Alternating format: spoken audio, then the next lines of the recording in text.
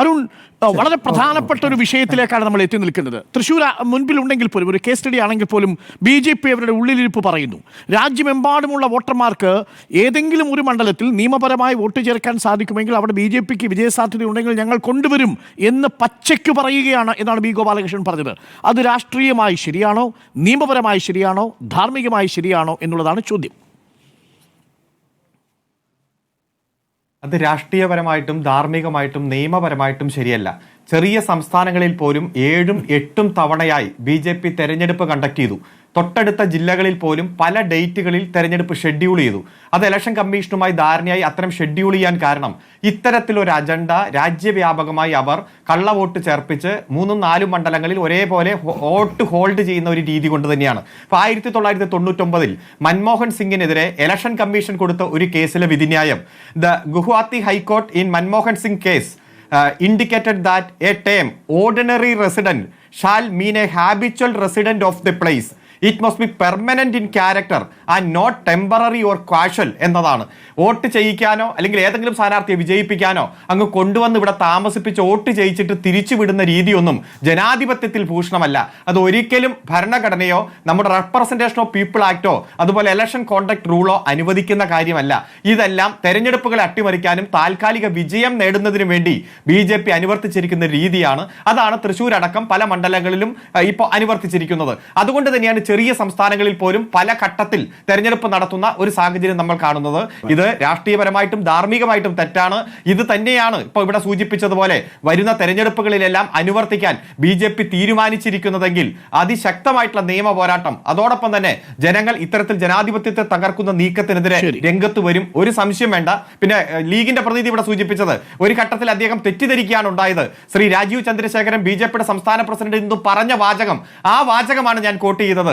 കോൺഗ്രസും CPM-ഉം ഒരുമിച്ച് രംഗത്ത് വന്നിരിക്കുന്നു എന്ന വാചകം. അല്ലാതെ ഈ ഒരു വിഷയത്തിൽ കോൺഗ്രസ് ഉയർത്തിക്കൊണ്ടുവന്നതും CPM ഉയർത്തിക്കൊണ്ടുവന്നതും എല്ലാം ജനാധിപത്യത്തെ സംരക്ഷിക്കാൻ വേണ്ടിയിട്ടുള്ള നിലപാടാണ്.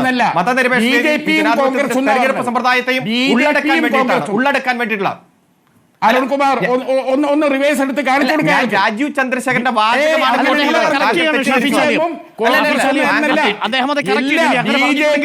കോൺഗ്രസും എന്നാ താങ്കൾ പറഞ്ഞത്.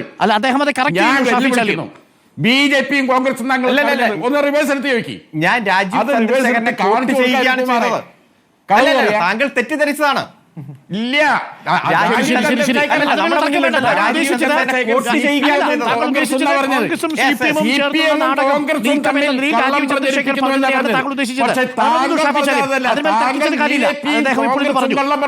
ശരി, ഷാഫി ചാലിയും ഇനി ഒരു അല്ല അത് തിരുത്തലാണ്.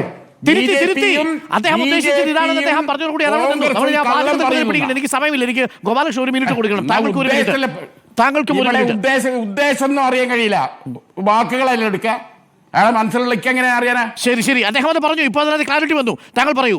രാജീവ് നേരത്തെ പറഞ്ഞതുപോലെ രാജ്യമെമ്പാടുമുള്ള വോട്ടർമാരെ കൊണ്ടുവന്നൊരു മണ്ഡലത്തിൽ വോട്ട് ചെയ്യിപ്പിക്കേണ്ടി വന്നാൽ അതും ചെയ്യും എന്ന BJPയുടെ വെല്ലുവിളിയെ താങ്കൾ എങ്ങനെ കാണുന്നു?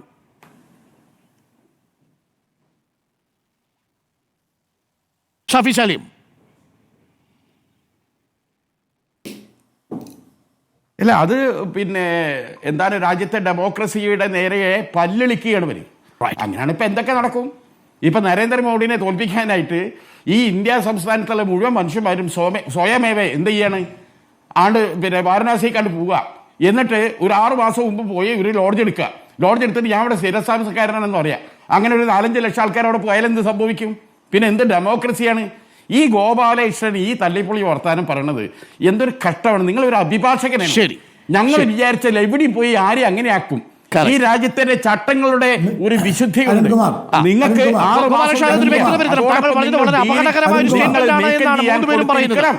അതാ വേണ്ടേ? അരുൺകുമാർ, മിസ്റ്റർ ചാലിയം, ഇന്ന് ഇന്ത്യ മഹാരാജ്യത്തുള്ള ആളുകൾ വോട്ടർ പട്ടികയിൽ പേരുള്ളവരാണ് വോട്ട് ചെയ്യുന്നത്. നിങ്ങളുടെ നേതാവുണ്ടല്ലോ സോണിയാഗാന്ധി, 1980 വോട്ടർ പട്ടികയിൽ വന്നതാ. എങ്ങനെയാ വന്നേ? 1983 അവർക്ക് പൗരത്വം കിട്ടിയത്. അതെങ്ങനെയാ? പൗരത്വമില്ലാത്തവരെ വോട്ടർ പട്ടികയിൽ തിരികെ കയറ്റി മേഘമടക്കമുള്ള സ്ഥലത്ത് ഇന്ദിരാഗാന്ധി ഈ അനധികൃതമായി വോട്ട് ചേർത്തതിൻ്റെ പേരിൽ ശിക്ഷിക്കപ്പെട്ടവരാണ്. കഴിഞ്ഞില്ല, ഇന്ന് മുനീർ പുറത്തു വിട്ടിട്ടുണ്ട് 327 വോട്ട് ഒരേ ഒരു വീട്ടു നമ്പറിൽ. ഇന്ന് BJPയുടെ അമിത് മാളിക പുറത്തു വിട്ടിട്ടുണ്ട്. ഇന്ന് വയനാട്ടിൽ 52 പേർ ഒരു വീട്ടിൽ. നിൽക്കുന്നു. പിന്നെ ബാലകൃഷ്ണപിള്ളയുടെ മരുമകളും സകല എണ്ണം ഇതേപോലെയാ. എൻ്റെ പൊന്നു ചാലിയമേ, ഈ മൂരികൾ വർത്താനം പറഞ്ഞമാതിരി നിങ്ങൾ വർത്താനം പറയല്ലേ.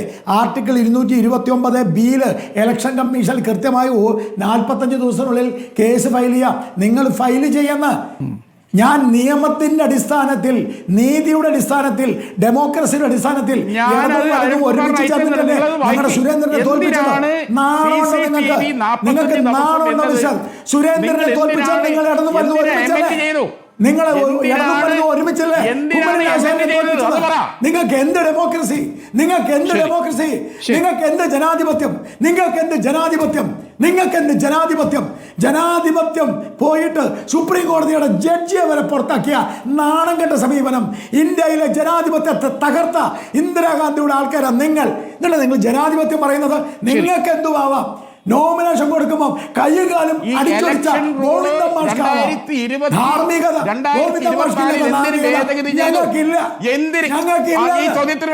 ഞങ്ങൾക്കില്ല.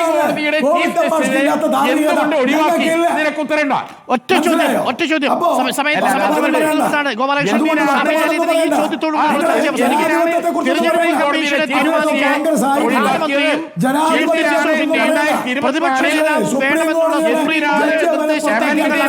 എന്തിനാണ്? ഷാഫി ചോദ്യത്തോടുകൂടി ചർച്ച അവസാനിക്കും. ശ്രീ ഗോപാലകൃഷ്ണൻ ഈ ചോദ്യം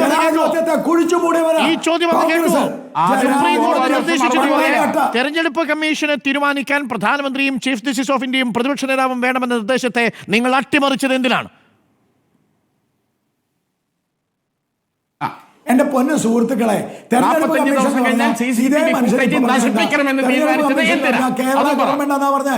കേരള ഗവൺമെന്റ് തെരഞ്ഞെടുപ്പ് കമ്മീഷൻ എന്ന് പറഞ്ഞ ഒരു വ്യക്തിയാ. തെരഞ്ഞെടുപ്പ് കമ്മീഷൻ ഒരു വ്യക്തിയാ. തെരഞ്ഞെടുപ്പ് കമ്മീഷനിലെ ആളുകൾ ഉദ്യോഗസ്ഥന്മാരാരാ? കേരള ഗവൺമെന്റിന്റെ ജീവനക്കാരാ. ചോദ്യത്തിന് ഉത്തരം തരൂ. തെരഞ്ഞെടുപ്പ് കമ്മീഷൻ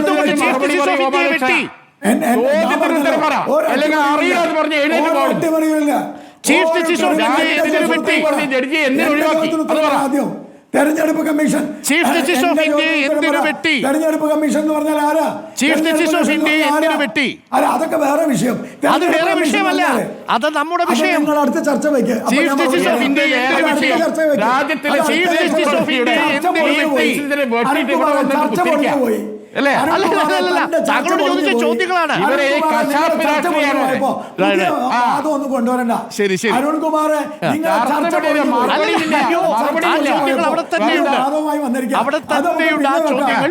പക്ഷേ നമ്മുടെ MP ഇപ്പോഴും മിണ്ടുന്നില്ല.